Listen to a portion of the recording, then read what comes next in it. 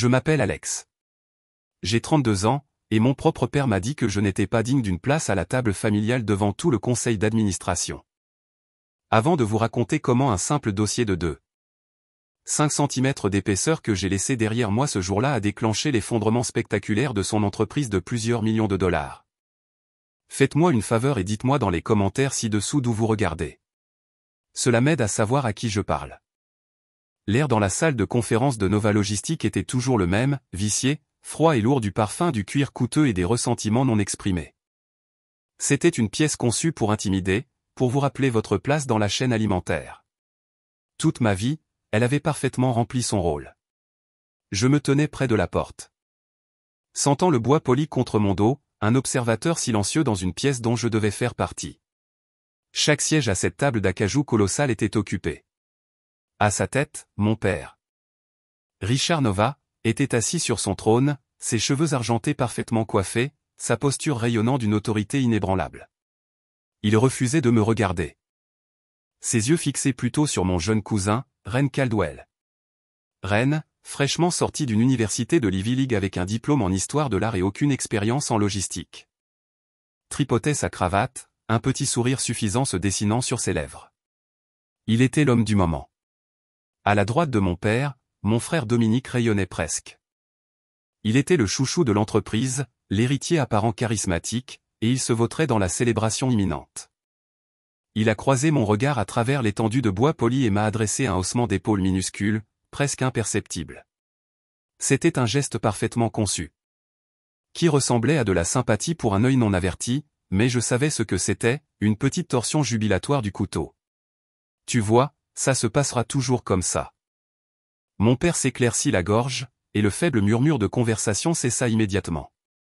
Sa voix, quand elle vint, était un grondement grave qui commandait l'attention. Comme vous le savez tous. Commença-t-il, son regard balayant les membres du conseil, nous sommes ici aujourd'hui pour célébrer l'innovation, pour célébrer l'avenir de Nova Logistic. Et cet avenir, je suis fier de le dire, est plus brillant que jamais, grâce au nouveau cadre logistique révolutionnaire développé par notre propre étoile montante, Ren Caldwell. Une vague d'applaudissements polis et obligatoires se répandit autour de la table. Ren gonfla sa poitrine. Dominique rayonnait comme s'il avait personnellement inventé la puce électronique. Mon projet, mon cadre, le résultat de 6 mois de journée de 18 heures, de week-ends sacrifiés, de codage jusqu'à ce que mes yeux brûlent. Le projet que j'avais passionnément présenté à mon père. Pour m'entendre dire qu'il était trop académique et manquait de grain du monde réel. J'en avais la preuve dans ma mallette, chaque email, chaque fichier horodaté, chaque brouillon. Mais en regardant le mur solide de visages indifférents ou hostiles, je savais que c'était inutile. La vérité n'avait pas sa place à cette table. Mon père daigna enfin me regarder. Ses yeux étaient froids, non pas de colère, mais avec quelque chose de bien pire, une pure indifférence. Il me regardait comme si j'étais un meuble qu'il fallait déplacer. Un problème logistique ennuyeux. Alex, dit-il, son ton étant définitif, nous sommes sur le point de discuter de projections financières confidentielles basées sur le travail de Ren. Tu peux attendre dehors. Dominique n'a pas pu s'en empêcher. Il s'est penché en avant, sa voix assez forte pour que tout le monde l'entende, dégoulinant d'un mélange dégoûtant de pitié et de mépris. Pourquoi gâcherions-nous une place pour toi? C'était ça. C'était le bruit du dernier fil qui se cassait. Toutes les années passées à être négligées. À être le moteur silencieux et fiable en arrière-plan, tandis que Dominique était le brillant ornement de capot, se sont réunis en un seul moment d'une clarté absolument glaçante. La rage que je m'attendais à ressentir n'était pas là. À sa place se trouvait un calme profond et libérateur. Je n'ai pas crié. Je n'ai pas argumenté. Je me suis détaché du mur et j'ai marché vers la table, mais pas résonnant dans le silence soudain. J'ai posé ma mallette sur une chaise vide et j'ai regardé directement mon père. Tu as raison. Dis-je, ma voix stable et claire. Tu ne devrais pas gaspiller une place pour moi. J'ai fouillé dans ma veste, j'ai sorti mon badge d'employé et je l'ai posé délicatement sur la table polie. Il a glissé de quelques centimètres et s'est arrêté à côté du stylo Mandblank de mon père. À côté, j'ai placé un épais dossier bleu de 2,5 cm. Je n'attendrai pas dehors, annoncai-je à la pièce. Je démissionne, avec effet immédiat. J'ai tourné la tête et j'ai regardé Dominique, puis reine. Les sourires avaient disparu de leur visage, remplacés par de la confusion et une lueur de panique. Bonne chance avec le projet, dis-je, laissant un petit sourire froid effleurer mes propres lèvres. Vous allez en avoir besoin. Je me suis retourné et suis sorti de cette pièce. Je n'ai pas regardé en arrière. Je n'en avais pas besoin. Je pouvais sentir leur silence stupéfié me peser dans le dos alors que la lourde porte se refermait avec un déclic, les enfermant dans leur tombeau de mensonges. Je pouvais imaginer le visage de mon père, déformé par la rage. Je pouvais le voir saisir le dossier, s'attendant à une simple lettre de démission de 2 lignes. Mais ce qu'il trouverait à l'intérieur était un rapport méticuleusement préparé de 30 pages. C'était une arme déguisée en document, détaillant chaque ligne de code que j'avais écrite, chaque modèle de données que j'avais construit, avec une déclaration sous serment concernant les dates de création des fichiers et un enregistrement complet de mes chaînes de mai. Ils ne le savaient pas encore.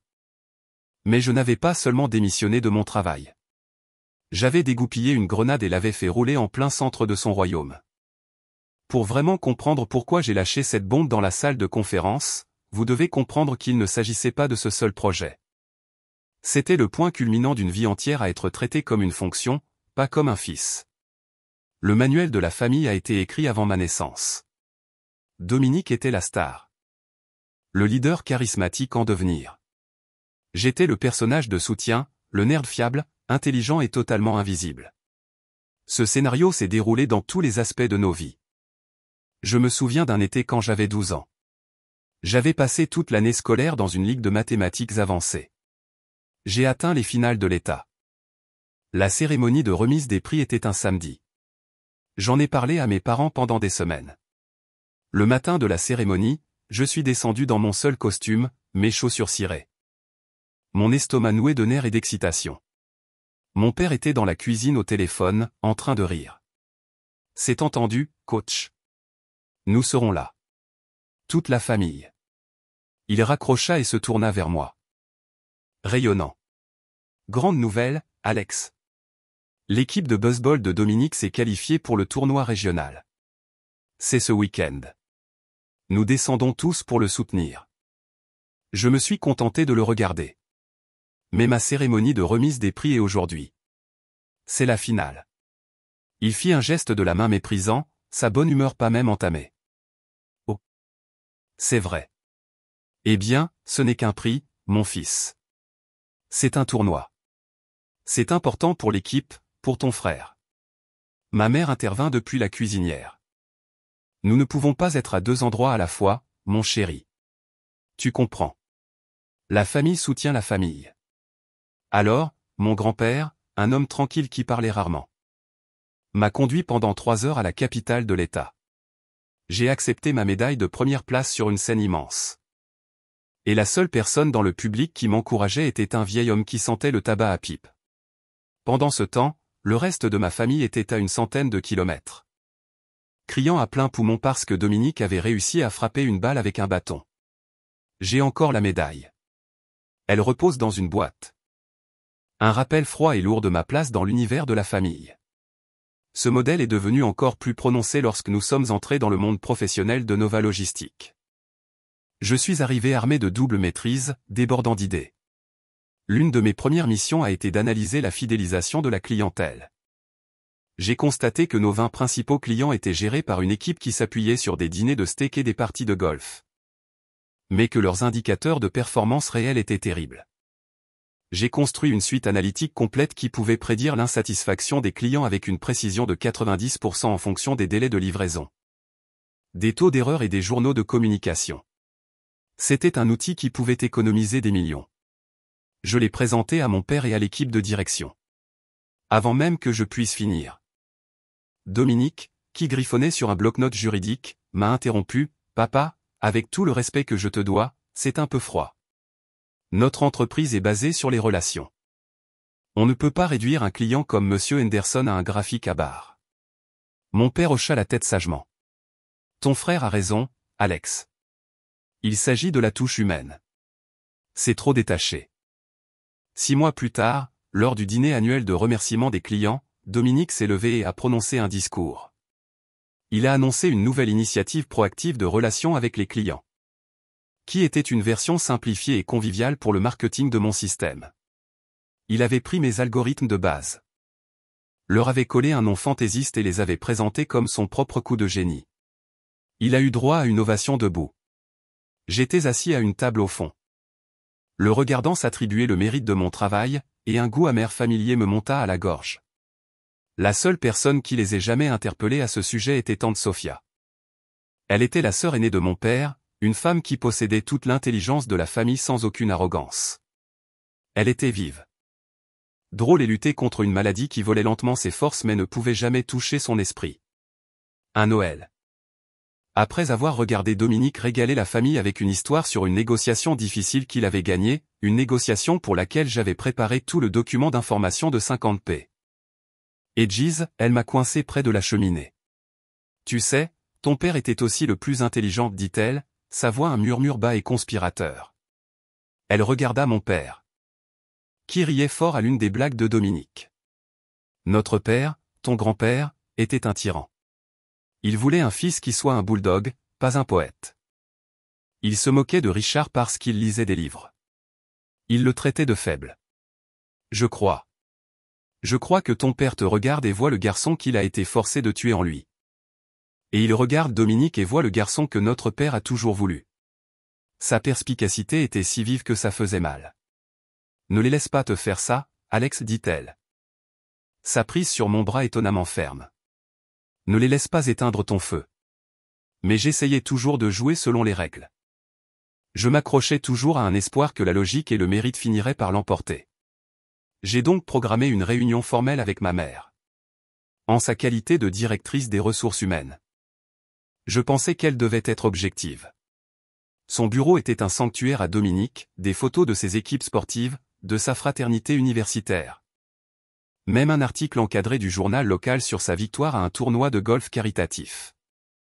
Caché derrière une grande plante sur sa crédence se trouvait une seule petite photo encadrée de moi à ma remise de diplôme du MIT. J'ai exposé mon cas sur son bureau, non pas avec émotion, mais avec des faits. J'avais des tirages de mes évaluations de performance, toutes élogieuses.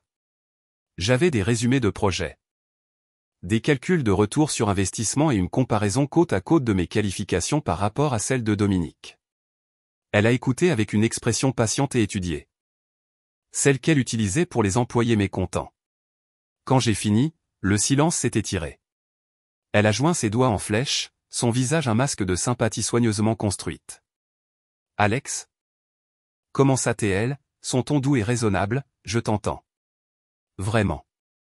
Et ton travail est techniquement excellent, mais tu dois voir la situation dans son ensemble. Le leadership ne se limite pas au tableur. Dominique a un charisme naturel et une capacité à communiquer avec les gens. Il inspire confiance. C'est une qualité rare. C'est ce que ton père et le conseil d'administration considèrent comme essentiel pour l'avenir de cette entreprise. Donc mes contributions n'ont pas d'importance? Demandai-je, ma voix plate. Bien sur quel compte, dit-elle doucement, le mensonge glissant de sa langue avec aisance.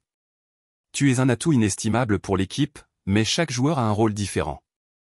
Le tien est de fournir le soutien et l'analyse qui permettent à des leaders comme ton frère de réussir.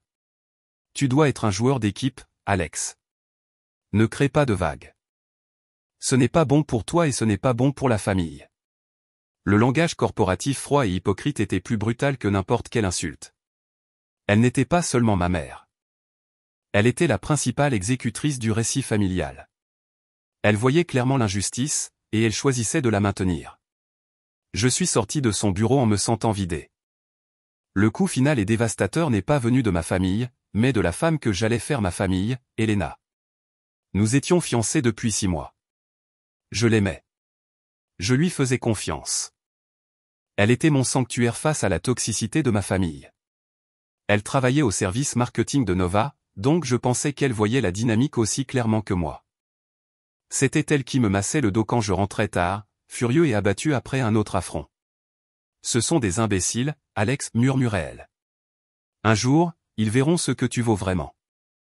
Je travaillais tard un mardi soir, essayant de déboguer une panne de serveur catastrophique dans le service de Dominique. Il était introuvable, bien sûr. J'ai envoyé un texto à Elena pour lui dire que je rentrerais tard. Vers 21h30, j'ai finalement abandonné et suis allé chercher Dominique pour obtenir une signature d'urgence. La lumière de son bureau était éteinte, mais la porte était entr'ouverte. J'ai entendu des voix à l'intérieur, le murmure grave d'un homme et le rire d'une femme. Un rire que je connaissais aussi bien que les battements de mon propre cœur. Mon propre cœur s'est arrêté. J'ai poussé la porte. La scène est gravée dans mon cerveau. Dominique était appuyé contre son bureau, et Elena se tenait entre ses jambes, ses mains sur ses épaules, les siennes sur sa taille. Ils étaient en plein rire, leurs visages proches l'un de l'autre, illuminés par la lueur de la ville à l'extérieur de sa fenêtre. C'était intime. C'était facile. C'était un monde dont je ne faisais pas partie. Ils m'ont vu en même temps. Ils se sont séparés comme des adolescents coupables.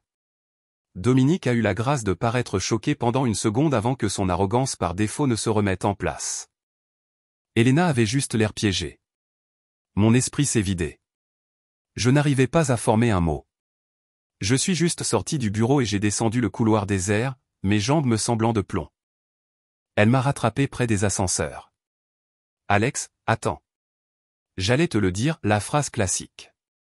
Me dire quoi? J'ai réussi à dire. Ma voix sonnant comme si elle appartenait à quelqu'un d'autre.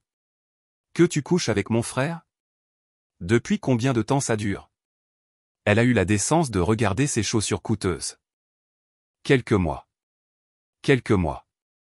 La chronologie s'est effondrée sur moi, des mois où elle simulait la sympathie, où elle me disait que j'étais un génie caché. Tout en couchant avec la personne même qui me rabaissait. L'hypocrisie était à couper le souffle. Pourquoi? C'était la seule question qui importait. Et pour la première fois. Elle m'a regardé droit dans les yeux. Il n'y avait pas d'amour là, pas de remords, juste un pragmatisme froid et dur qui me glaçait le sang. Je suis désolé, Alex, dit-elle. Et son ton indiquait clairement qu'elle était seulement désolée d'avoir été prise. Il m'a offert un avenir, un vrai avenir. Avec toi, je me sentais tellement bloqué. Bloqué. Ce mot encore. Le verdict sur ma vie. Il est sur la voie du partenariat, continua-t-elle comme si cela expliquait tout. Ton salaire est bien. C'est bien. Mais tu dois être réaliste. Il va diriger cet endroit un jour. Je dois penser à ma carrière, à ma vie. Elle avait fait une analyse coût-avantage de notre relation. Elle avait pesé mon amour, notre avenir. Notre vie ensemble contre une promotion et un chèque de paie plus gros, et j'avais perdu. Je n'étais pas l'homme qu'elle aimait. J'étais une action qui avait cessé de performer. Je n'ai pas dit un mot de plus. Je me suis juste retourné, je suis sorti de ce bâtiment, je suis monté dans ma voiture et j'ai conduit. Je n'avais pas de destination. J'ai juste conduit jusqu'à ce que les lumières de la ville soient une faible lueur dans mon rétroviseur. J'ai finalement compris la vérité complète et dévastatrice. Ma famille ne m'avait pas seulement rendu invisible au travail. Elle avait réussi à dévaluer mon existence même au point où la femme qui était censée m'aimer ne me voyait que comme un investissement sans issue. Je n'étais pas seulement bloqué. J'étais enterré. Et alors que le soleil commençait à se lever, une pensée froide et dure s'est enracinée dans mon âme, si je ne pouvais pas me sortir de là. Je devrais juste trouver un moyen de faire s'effondrer toute cette putain de montagne sur eux. La première semaine de mon exil auto-imposé a été définie par un silence profond et retentissant.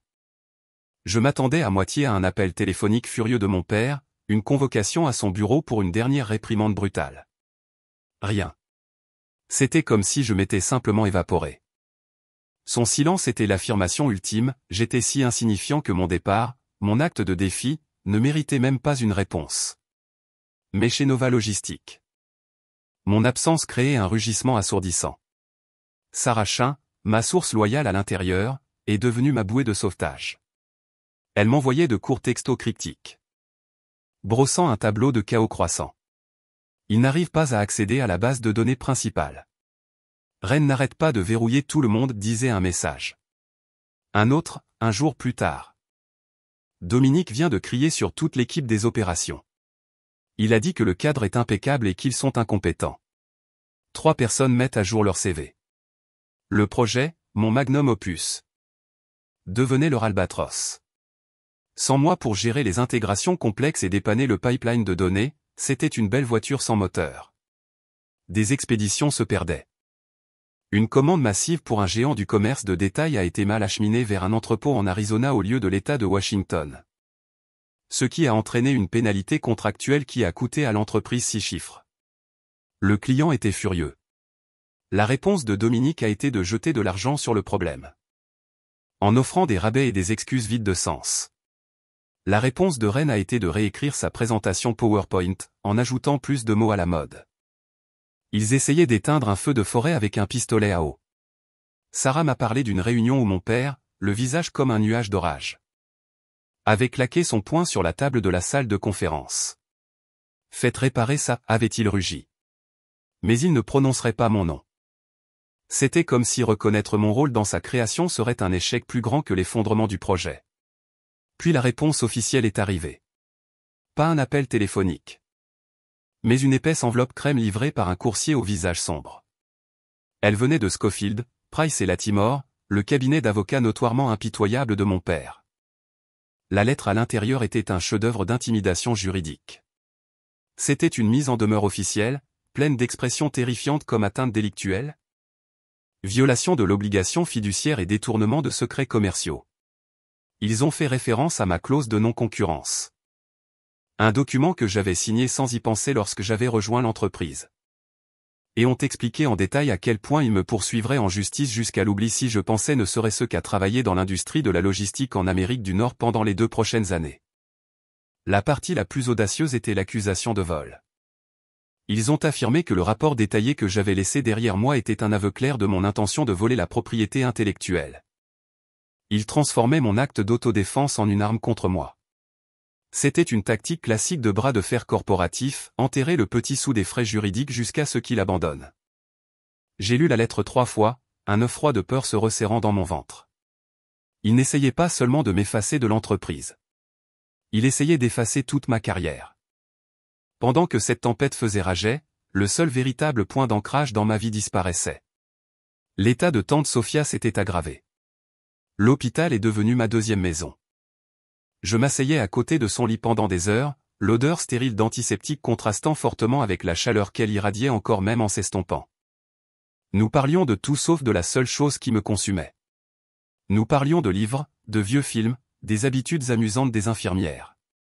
Mais un après-midi, alors que la lumière à l'extérieur prenait une douce teinte dorée, elle m'a regardé, ses yeux lucides et étonnamment clairs. « Il essaie de te briser, n'est-ce pas ?» dit-elle, sa voix un murmure. J'ai juste hoché la tête, incapable de parler à cause de la boule dans ma gorge. « Ne le laisse pas faire » dit-elle, ses doigts fragiles se resserrant sur mon bras. Son père l'a brisé. C'est un poison qui se transmet.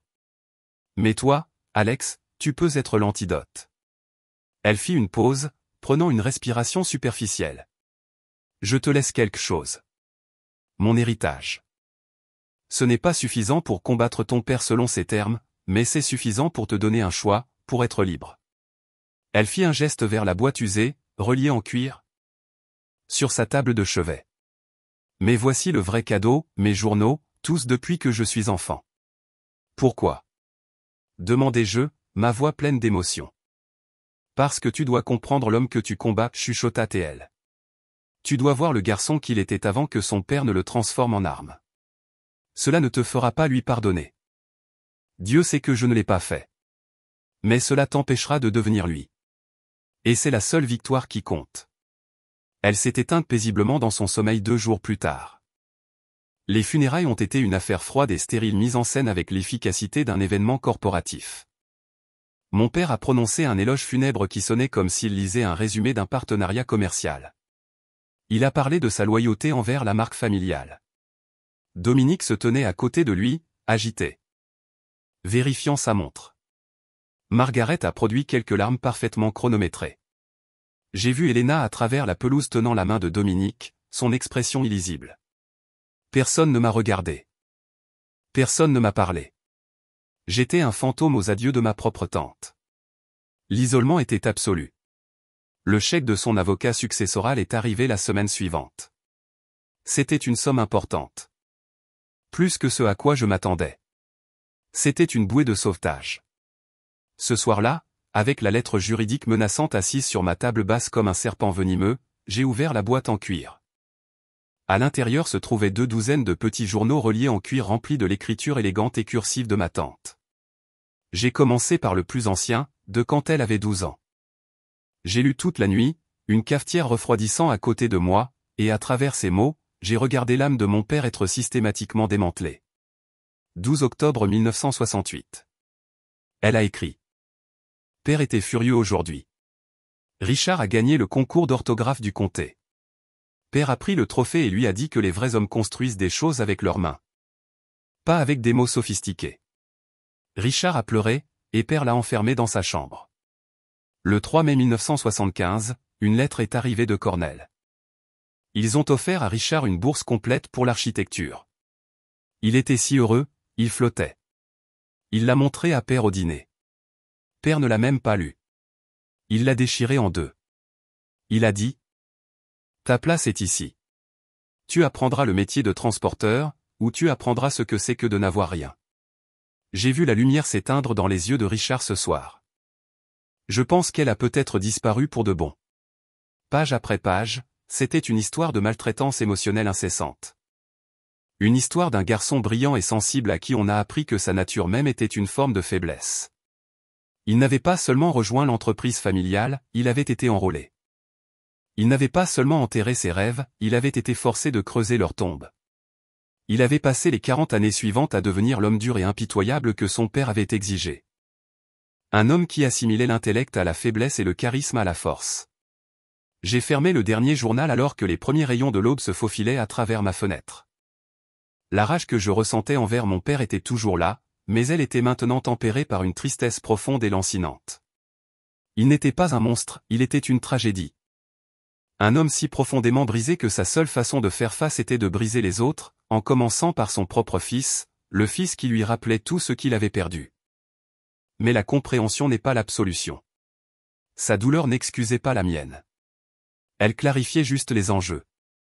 Ce n'était pas seulement une lutte pour ma carrière. C'était une lutte pour briser le cycle. J'ai regardé la lettre juridique de ses avocats hors de prix, puis j'ai regardé le chèque de ma tante. L'un était un héritage de douleur destiné à m'enchaîner. L'autre était un héritage d'amour destiné à me libérer.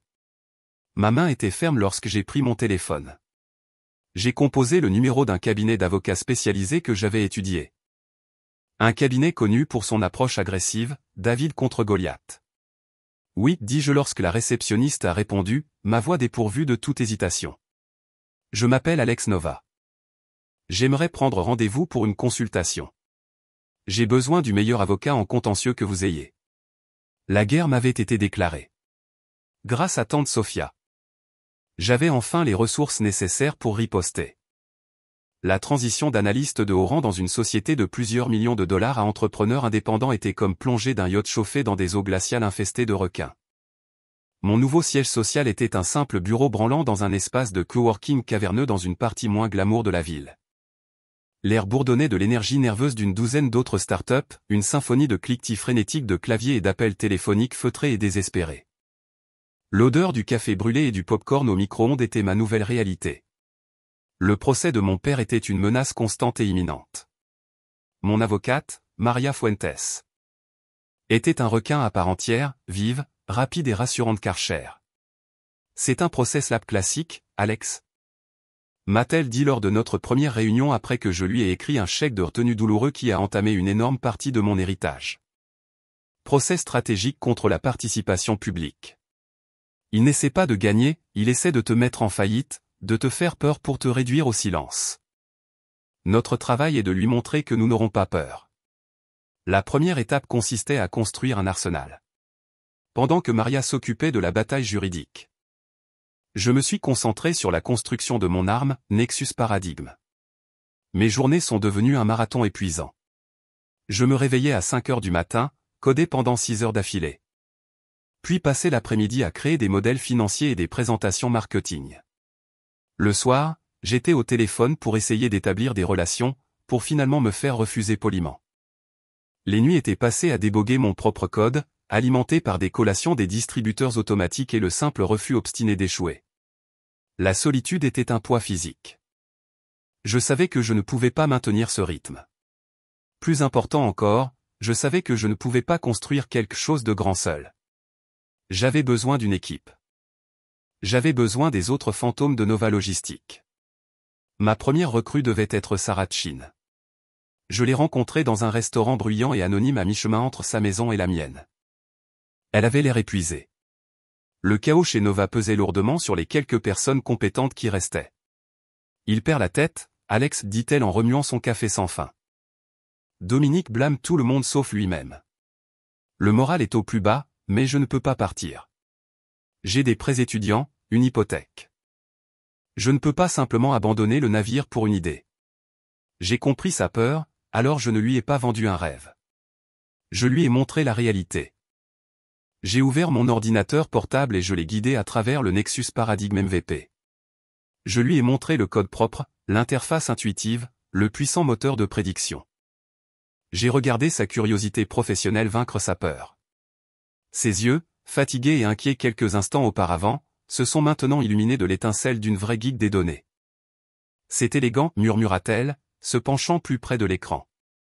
Je ne peux pas t'offrir le salaire que tu gagnes maintenant, dis-je honnêtement. Pas encore.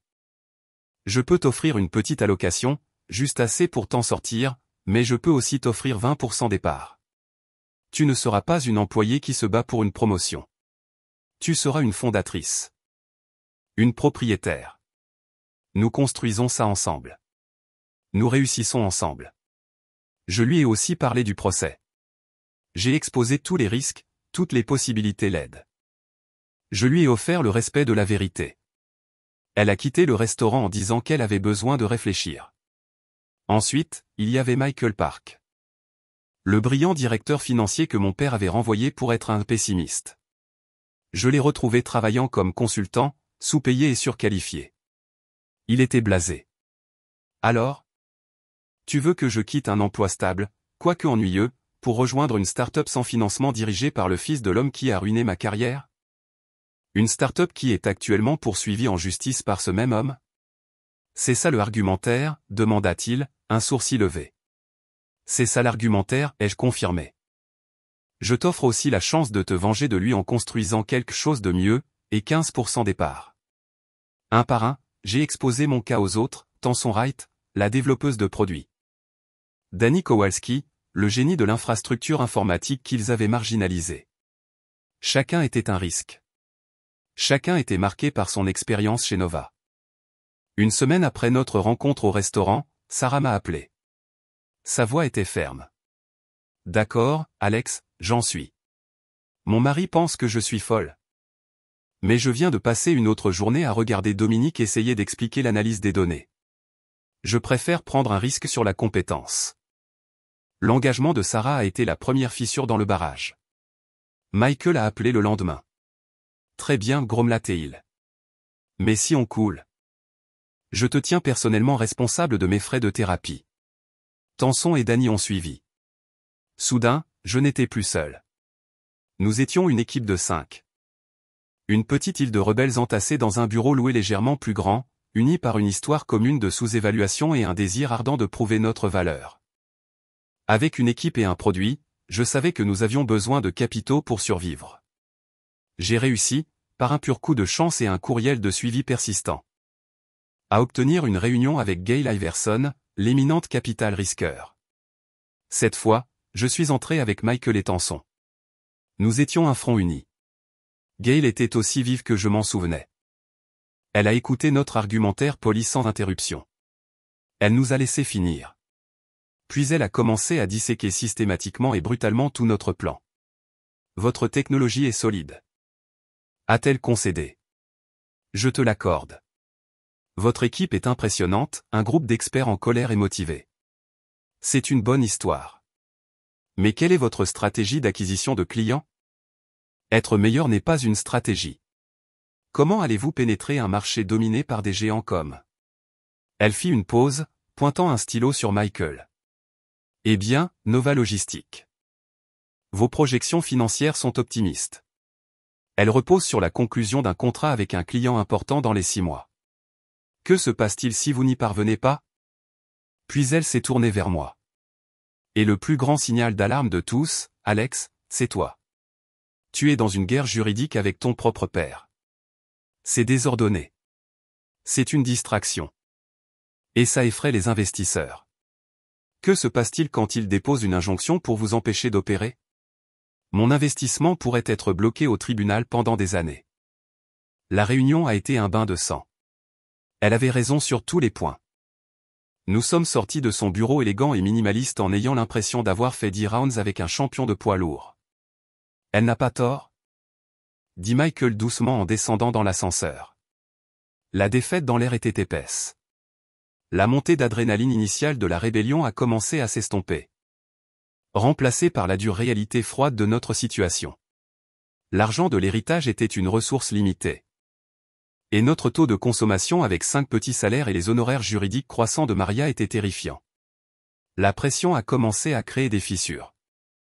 Je suis entré un jour pour trouver Tanson et Michael dans une dispute animée au sujet de nos priorités de développement. Nous avons besoin de plus de fonctionnalités, insista Tanson. Nous devons être capables d'offrir aux clients tout ce que Nova fait, mais en mieux. Nous n'avons pas la marge de manœuvre pour ça, rétorqua Michael. Nous devons nous concentrer sur un produit de base et obtenir un client, n'importe quel client, avant que nous vivions tous dans nos voitures. J'ai dû intervenir. Jouer les médiateurs et trouver un compromis, alors que ma propre anxiété me rongeait l'estomac. J'étais le chef. Je devais être le centre calme de la tempête. Même quand j'avais l'impression de me noyer. Le moment le plus sombre est survenu environ un mois après la réunion avec Gail. Nous avions présenté notre projet à une douzaine de petites entreprises. Nous avions eu des conversations prometteuses, mais personne n'était prêt à prendre une chance avec nous. L'argent s'épuisait. La prédiction de 6 semaines de Michael était maintenant réduite à 3. J'étais seul au bureau un soir, bien après que tous les autres soient rentrés chez leurs familles inquiètes. Je fixais le solde de notre compte bancaire à l'écran, le nombre étant moqueur et petit. J'ai senti le poids des hypothèques de mon équipe, de leurs prêts étudiants, de leur confiance. Je les avais conduits ici au bord de cette falaise. Pendant un moment fugace et désespéré, j'ai pensé à abandonner. J'ai en fait sorti mon téléphone et j'ai commencé à rédiger un courriel à Maria. Mon avocate. À quoi ressemblerait un règlement potentiel avec mon père? J'ai tapé, juste me rendre? En rampant et en acceptant toutes les miettes qu'il me jetterait. La pensée me rendait malade. J'ai claqué l'ordinateur portable. Je devais sortir de là. Je suis sorti dans l'air frais de la nuit et j'ai simplement commencé à marcher, sans destination en tête. La ville était vivante. Pleine de gens qui vivaient leur vie, complètement inconscients de la petite bataille existentielle que je perdais dans ma propre tête. Étais-je un fou? Un fils délirant avec un complexe destiné à échouer de façon spectaculaire? Mon téléphone a vibré dans ma poche. J'ai failli l'ignorer. C'était probablement Michael avec une autre mise à jour financière désastreuse, mais je l'ai sorti. C'était un texto de Sarah. Je crois avoir trouvé quelque chose. Un distributeur de taille moyenne. ACS Pharma. Leur VP of OPS est un vieil ami de l'université de mon mari. Il se plaint depuis des semaines du service de Nova, retards importants, expéditions perdues. Leur contrat est renouvelé le mois prochain. Il a dit à mon mari qu'il recherche activement, désespérément un nouveau partenaire. Peut-être est-ce notre chance. Je me suis arrêté au milieu du trottoir, relisant le message encore et encore sous la lueur orange d'un lampadaire. Ce n'était pas une garantie. Ce n'était pas un chèque d'un capital risqueur. C'était une piste, une opportunité ténue et fragile née d'une connexion aléatoire. Mais alors que je me tenais là, le désespoir qui m'étouffait a commencé à se relâcher. Il a été remplacé par une poussée d'adrénaline, une lueur d'espoir féroce et défiant. C'était un coup de poker, mais c'était un coup. Et après des semaines d'obscurité. C'était tout ce dont j'avais besoin. Nous n'étions pas encore morts. La piste d'ACS Pharma est devenue notre seule obsession. C'était notre jour J, notre moonshot, tout en un. Pendant les 3 semaines suivantes, notre minuscule bureau s'est transformé en un centre de commandement à enjeux élevés. Le sommeil est devenu un luxe que nous ne pouvions pas nous permettre. Le tableau blanc était couvert d'une toile d'araignée de chaînes logistiques, de protocoles de manipulation de produits chimiques et de réglementation de conformité de la FDA. Nous n'essayions pas seulement de gagner un client, nous essayons d'effectuer une opération à cœur ouvert sur toute leur chaîne d'approvisionnement. Nous avons plongé profondément. Nous avons appris que leur principal problème avec Nova n'était pas seulement les retards, mais les expéditions à température contrôlée. La logistique de la chaîne du froid pour les produits biologiques sensibles. Une seule fluctuation de température pouvait ruiner un lot d'1 million de dollars. Nova, avec son approche unique. Les laisser tomber. C'était notre ouverture. Tanson et Danny ont travaillé jour et nuit à la construction d'un module spécialisé pour notre plateforme Nexus. Il intégrait des capteurs de température en temps réel avec une analyse prédictive des itinéraires. Notre système ne se contentait pas de suivre une expédition. Il signalerait un camion si son unité de refroidissement déviait d'un seul degré et le redirigerait automatiquement vers l'installation de stockage frigorifique certifiée la plus proche. C'était un niveau de précision et de proactivité dont Nova ne pouvait même pas rêver. Pendant ce temps, Michael a construit un modèle financier qui prouvait que notre système leur éviterait non seulement les pertes de produits, mais aussi les primes d'assurance astronomiques qu'ils payaient. Sarah et moi avons travaillé sur la présentation, en adaptant chaque diapositive pour répondre aux problèmes spécifiques que son contact avait mentionnés. Le jour de la présentation, nous 5 avons pris l'ascenseur jusqu'à leur suite exécutive. Nous nous sentions comme une unité commando disparate se dirigeant vers la bataille. Nous étions confrontés à 2 autres géants de la logistique, tous 2 avec des revenus de milliards de dollars et des équipes de vente léchées. Nous étions 5 personnes avec un ordinateur portable et un espoir désespéré. Nous avons été conduits dans une salle de conférence encore plus intimidante que celle de mon père. La table était remplie d'une douzaine de cadres au visage de pierre, dont leur PDG, Robert Canwood, un homme réputé pour être brillant et totalement impitoyable. Ils ont laissé les grandes entreprises passer en premier. Nous pouvions entendre les présentations léchées et préfabriquées à travers le mur. Puis ce fut notre tour.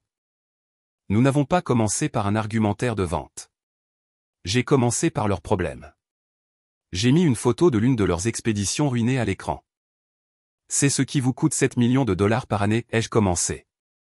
Pendant l'heure suivante, nous ne leur avons pas vendu Nexus Paradigm. Nous leur avons vendu une solution. Tanson a fait une démonstration en direct du module de la chaîne du froid. Michael leur a fait visiter le retour sur investissement, leur montrant qu'ils atteindraient le seuil de rentabilité en 6 mois. Sarah a présenté des études de cas que nous avions construites à partir de données accessibles au public. Ils nous ont bombardés de questions. Ils étaient vifs, implacables. Ils ont attaqué notre taille, notre stabilité, le procès. Mais nous étions prêts. Pour chaque doute, nous avions un point de données. Pour chaque préoccupation, nous avions un plan d'urgence. À la fin, Robert Canwood s'est penché en avant, ses yeux se fixant sur moi. « Vous êtes un risque énorme. » dit-il, sa voix plate. « Vous êtes une start-up poursuivie par le plus grand nom de l'entreprise, qui se trouve aussi être votre père. Pourquoi diable devrais-je confier la survie de mon entreprise à vous ? » J'ai rencontré son regard. Parce que le plus grand nom de l'entreprise est devenu complaisant, dis-je, ma voix stable. Ils vous vendent une marque. Nous vous vendons un partenariat. Parce que nous sommes petits, nous allons vivre et mourir de votre succès. Nous sommes plus affamés. Nous sommes plus agiles. Et franchement, notre technologie est meilleure. Donnez-nous votre voie maritime la plus problématique, juste une, pour un essai payant de 90 jours. Si nous ne dépassons pas chaque indicateur que vous avez, vous ne nous payez pas un centime. Le pari planait dans l'air. Canwood resta silencieux pendant un long moment, étudiant mon visage. Puis il hocha brièvement la tête. « Vous avez 90 jours, dit-il. Ne me faites pas regretter ça. Nous sommes sortis de ce bâtiment, non pas en célébrant, mais en sachant que le vrai travail venait de commencer. Nous avons livré la marchandise. Pendant 90 jours, nous avons surveillé chaque expédition, optimisé chaque itinéraire. Nous étions de garde 24 heures sur 24, 7 jours sur 7. Notre taux d'erreur était nul. Leur taux de livraison à temps a atteint 100% pour la première fois en 2 ans. Nous n'avons pas seulement atteint leurs indicateurs, nous les avons pulvérisés. Ils ont signé un contrat complet d'1 an le jour où l'essai a pris fin. Nous avions notre traction. 2 mois plus tard eut lieu la conférence nationale Logistic Today à Chicago, le plus grand événement de l'année. Le conférencier principal était mon père. Son sujet, dégoulinant d'ironie, était tradition, innovation et l'héritage Nova. J'ai acheté un billet. J'ai volé jusqu'à Chicago et me suis enregistré dans un hôtel bon marché loin du centre de congrès. Je suis allé à la conférence seul, prenant place au fond de la salle de bal caverneuse, un fantôme au couronnement de mon père. Il était dans son élément. Sur scène, sous les lumières vives. Il était charmant, puissant, un lion de l'industrie. Il a parlé de la vision de son père, de son propre travail acharné, puis il a commencé à parler de l'avenir. Il a fait un grand geste vers le premier rang, où Dominique et Ren étaient assis, faisant leur toilette dans leur costume à $1000. Et je suis si fier, a-t-il tonné, de transmettre le flambeau à cette prochaine génération, dont la pensée audacieuse marque déjà son empreinte avec de nouveaux cadres révolutionnaires. Il construisait son héritage sur mes os. La rage que je pensais avoir enterrée s'est réveillée, mais je l'ai réprimée. Patience. Son discours s'est terminé. Les applaudissements étaient assourdissants. La période de questions et réponses a commencé. Quelques questions sycophantes de journalistes amis. Puis un homme dans un costume brioni impeccable s'est levé à une table près du devant. C'était Robert Canwod. Un silence s'est abattu alors qu'il s'approchait du microphone. Les caméras l'ont trouvé. Monsieur Nova, commença Canwod. Sa voix calme mais amplifiée pour remplir chaque coin de la pièce, un discours intéressant sur l'innovation. Mon entreprise, ACS Pharma, a été cliente de Nova pendant plus de 10 ans. Mais cette année, après que votre prochaine génération a pris la tête d'un projet clé, notre taux d'erreur d'expédition critique a grimpé de plus de 40%.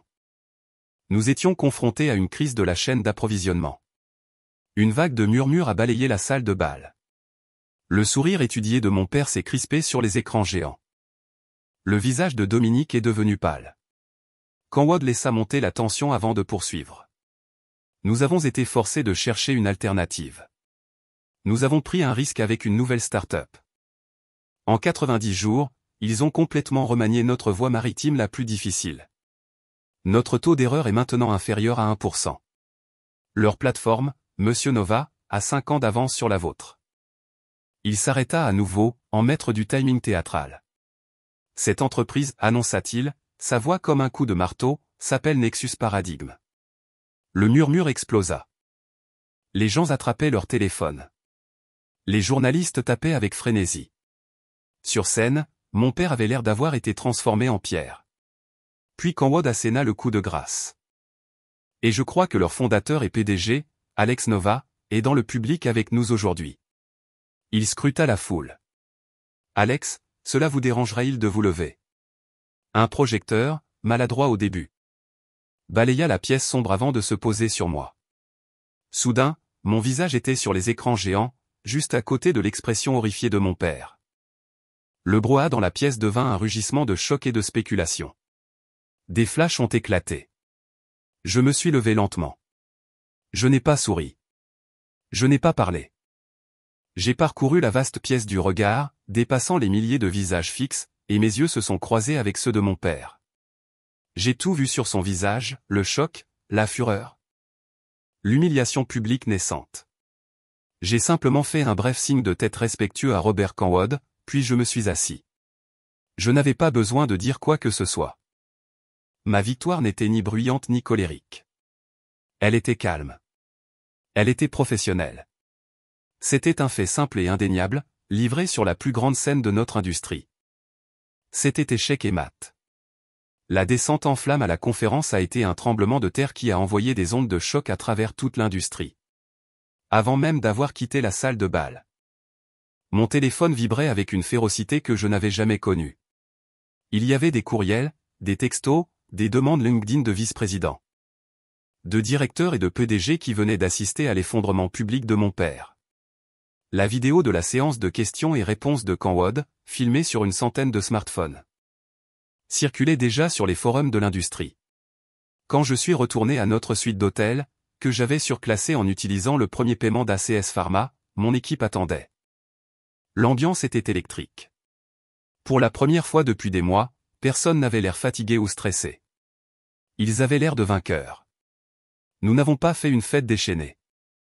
Nous sommes juste restés assis là à nous regarder, un silence stupéfait et joyeux planant dans l'air avant que nous ne nous mettions tous à rire.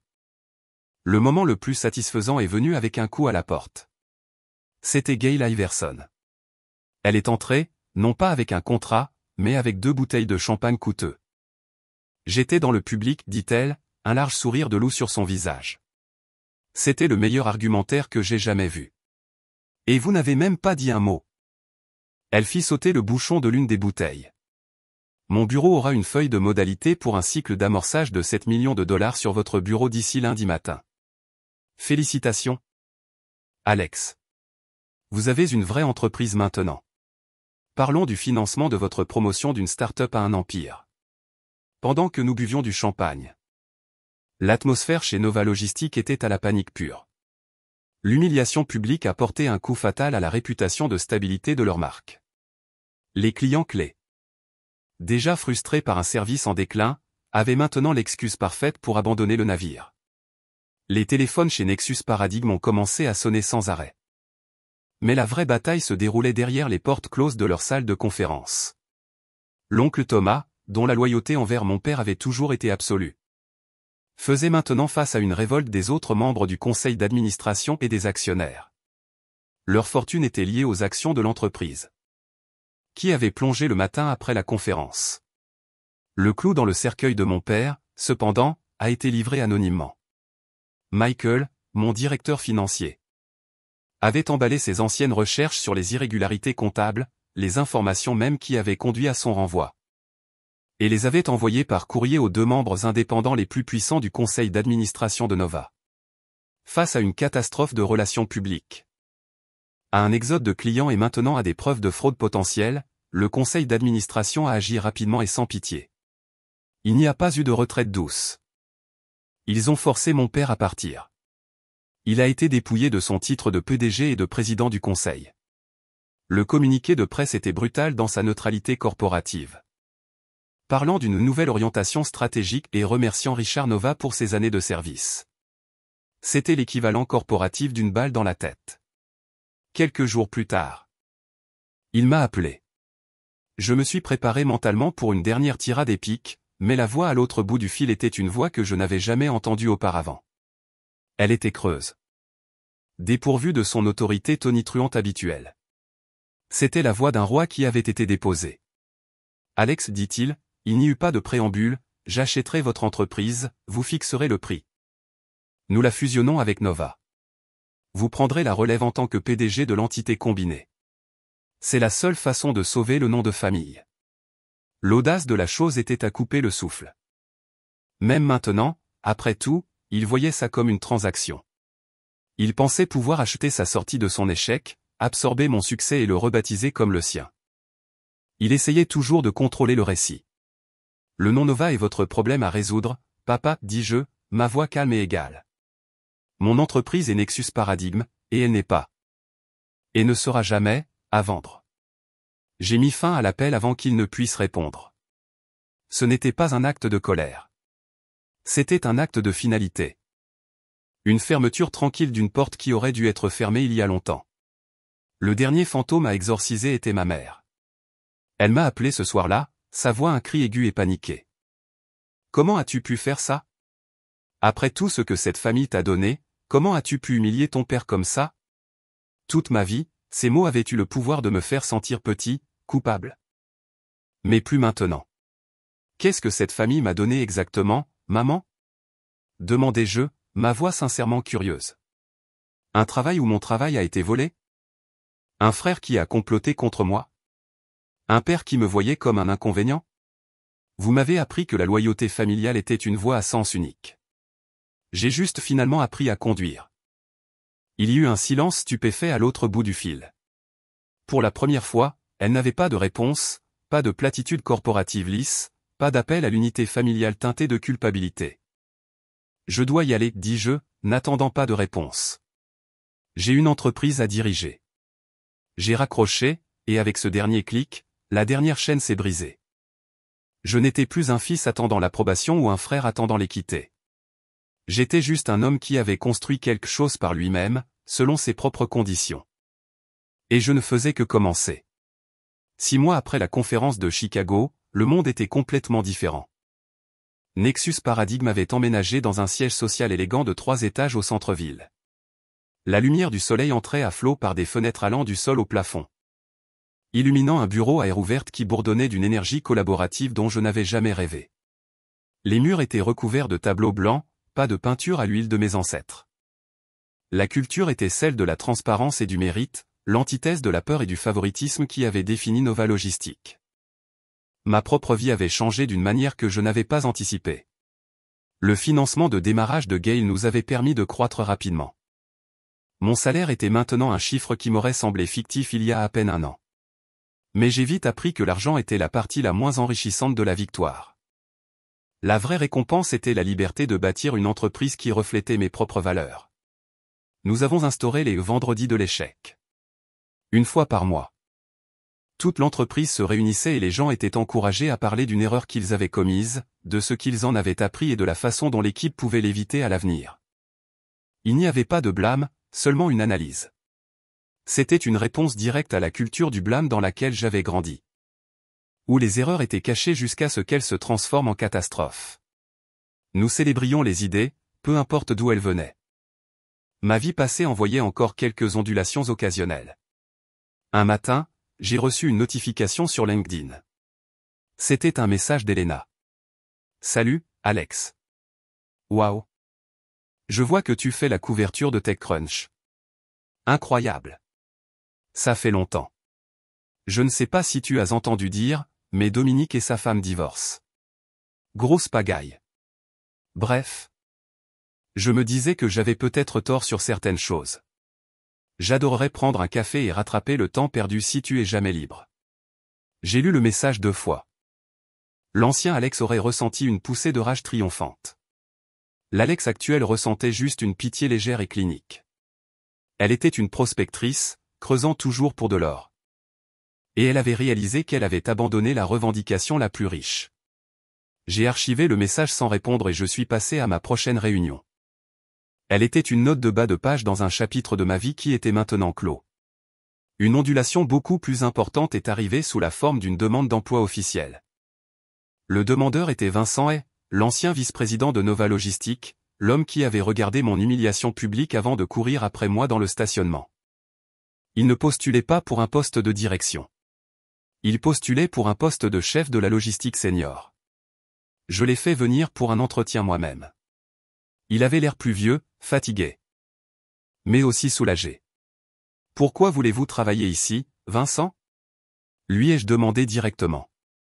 Il a rencontré mon regard sans broncher. Pendant un an après votre départ. J'ai essayé d'aider votre père à maintenir les choses ensemble, mais c'était impossible. L'entreprise ne perdait pas seulement des clients, elle pourrissait de l'intérieur. La culture était toxique. Tout blâme, aucune responsabilité. J'ai finalement réalisé que j'étais loyal envers un homme, pas envers une mission. J'ai regardé ce que vous avez construit, Alex. J'ai lu la déclaration de valeur de votre entreprise. Je veux faire partie d'une mission à nouveau. J'ai vu la conviction sincère dans ses yeux. Il ne cherchait pas seulement un emploi. Il cherchait une rédemption professionnelle. Vous relèverez de Sarah Chin, ai-je dit. Elle est dure mais juste. Un sourire effleura ses lèvres. Je ne voudrais pas qu'il en soit autrement. Dit-il. Je l'ai embauché. Sa présence dans notre équipe était un rappel silencieux et quotidien que la compétence et l'intégrité finiraient toujours par l'emporter sur le charisme et les relations. Gale Iverson, maintenant membre de notre conseil d'administration, était dans mon bureau un après-midi. Nous passions en revue nos graphiques de croissance trimestrielle. Qui ressemblaient moins à des graphiques qu'à un lancement de fusée. Vous avez entendu les dernières nouvelles sur votre père ? Demanda-t-elle nonchalamment. Il a essayé de lancer une entreprise de consultation, elle a plié en 3 mois. Il vend la maison de vacances familiale à Aspen. J'ai regardé par la fenêtre la ville prospère en contrebas. C'est dommage, dis-je, les mots me surprenant en sortant. Il avait toutes les ressources du monde. Il a bâti une base solide. Il l'a juste bâtie sur les mauvaises choses. Gale m'a étudié pendant un moment. Vous n'êtes plus en colère, n'est-ce pas ?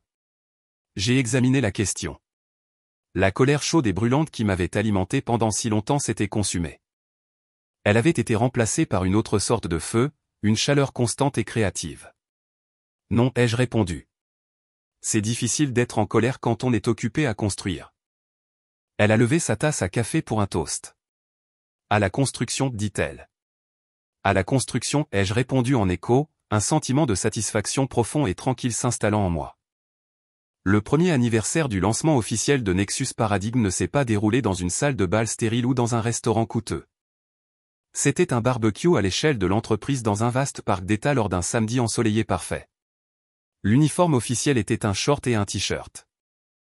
Le parfum officiel était un mélange de hamburgers grillés et de crème solaire. J'ai traversé la foule, une bouteille d'eau à la main, et j'ai ressenti un sentiment de crainte. C'était réel. C'était à nous. Sarah Chin, ma chef de l'exploitation et première croyante, était enfermée dans une partie de lancer de sacs de fèves hilarantes avec Michael Park. Vincent Hay, qui avait l'air 10 ans plus jeune, était à un grill massif, retournant fièrement des hamburgers pour une file d'employés affamés. Le parc était rempli des sons du rire, des enfants criant de joie. Des chiens aboyant. C'était une communauté, pas une entreprise. J'ai vu un groupe de nos nouveaux stagiaires assis à une table de pique-nique, ayant l'air un peu dépassés. Je me suis approché. Il n'y avait pas de table d'honneur, pas de section VIP, juste des gens qui s'amusaient. Ils ont tous sursauté un peu, surpris. L'une d'entre elles, une jeune codeuse brillante de Caltech nommée Maya, serrait nerveusement une tablette fournie par l'entreprise. Monsieur Nova, dit-elle, ses yeux grands ouverts. C'est super. Merci. C'est Alex, dis-je en m'asseyant sur le banc en face d'elle. Qu'est-ce que tu as là? Toujours en train de travailler un samedi? Elle rougit. Oh, non. C'est juste que j'ai eu une idée pour une petite optimisation de l'interface utilisateur mobile pour nos conducteurs. Ce n'est probablement rien, mais je viens de le maquiller. J'ai vu l'hésitation dans ses yeux, la même peur d'être rejeté que j'avais vécu pendant des années. Ce n'est jamais rien, Maya, dis-je en me penchant en avant avec un intérêt sincère. Une idée est la chose la plus précieuse que nous ayons ici. Montre-moi. Son visage s'est illuminé alors qu'elle a commencé avec enthousiasme à me faire visiter ses maquettes. Sa nervosité se fondant dans une explication passionnée. J'ai regardé autour de moi, la scène, les familles, les rires, la camaraderie facile. J'ai pensé à la salle de conférence froide et silencieuse que j'avais laissée derrière moi. J'ai pensé à mon père seul avec son héritage en ruine.